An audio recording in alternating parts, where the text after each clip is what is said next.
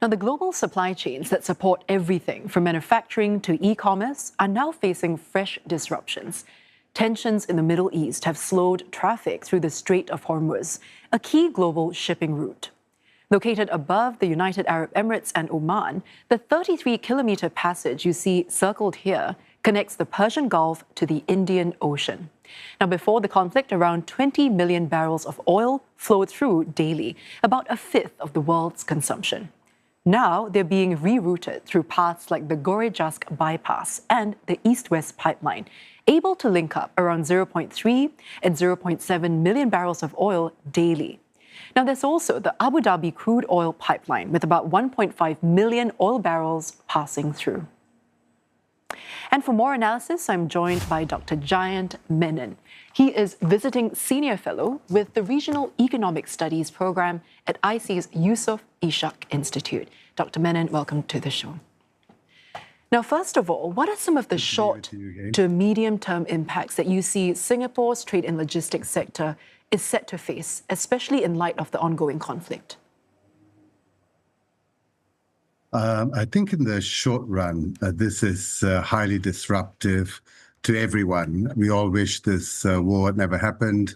We have seen, price of oil go up sharply. And for Singapore itself, as a important port and distribution hub, there's been this bunching of vessels. I mean, with the rerouting and the difficulties in sort of managing this disruption. But Singapore is better placed to manage disruption than many others, mainly because it's a highly efficient center through great levels of automation. And I think in a difficult time, it's coping a lot better than many other ports because of its automation, producing very efficient outcomes. And speaking of that efficiency, with the shipping routes being disrupted, do you think Singapore has benefited from an increase in these rerouted containers? And if so, do you think we can retain this traffic going forward? I think, yes, Singapore has benefited because, as I said, they're managing things better. And it's an established port with a reputation that precedes it for a long time. But in the longer term, I think this is just one disruption, and it's not going to have lasting effects. But we are now living in a world of increased disruptions coming from all kinds of sources, including, climate change, trade wars, now real wars. So in that context, I think having this type of reputation for managing disruptions will serve Singapore well compared to alternatives in the region. So it's more than just this particular shock from the Middle East.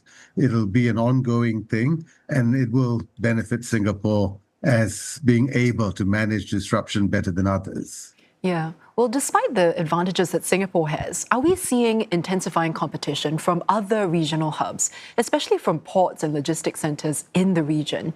Do you see that infrastructure investment is enough for us to maintain that competitive edge?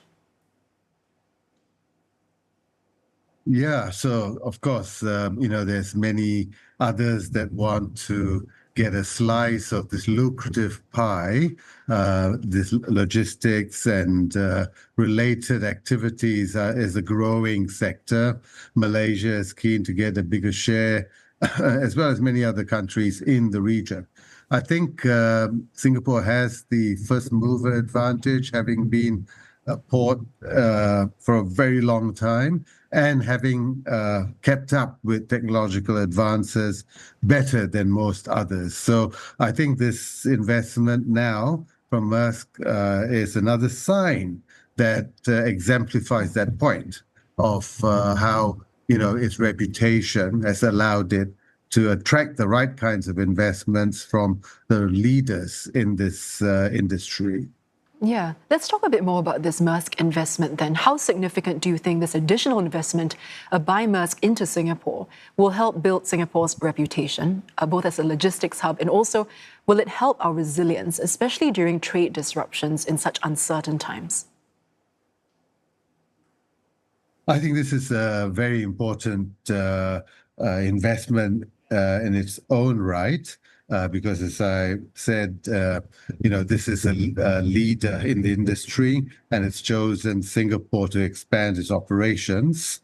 But this kind of investment can also have a positive signaling effect to others as well. So we can see, other logistic companies that lead in this area also look to match perhaps this investment to expand operations in Singapore. And we've also seen a lot of rerouting of trade through Southeast Asia from China. And I think demand for that kind of trade will grow. And so it's a expanding pie, if you like, and Singapore is increasing its share of that expanding pie through investments like the one from Maersk. Yeah, so there's quite a lot of potential there. Well, before we go, tell us more about, DPM Gan talked about strengthening Singapore's ports, airports, and also logistics ecosystem. But supply chains have become more fragmented and also unpredictable. What more must Singapore do to stay ahead? I think Singapore is well placed already. That's the first point to make. But you're right. I mean, this is, a very uncertain and volatile time. The Iran conflict is just a sign of that volatility. I think, the trade disruptions will probably affect shipping more than anything else going forward.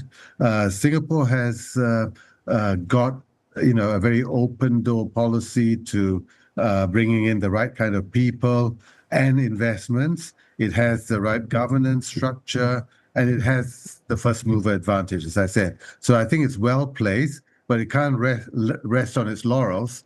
It has to remain, competitive in terms of adopting new technologies. But investments like this one bring with it those technologies. And so I think remaining open, ensuring that they allow both capital and skills as required to come into the country will be very important in maintaining its competitive edge. Right. Dr. Menon, thank you so much for sharing your perspectives with us. That was Dr. Jayant Menon, who is visiting senior fellow with the Regional Economic Studies Program at IC's Yusof Ishak Institute.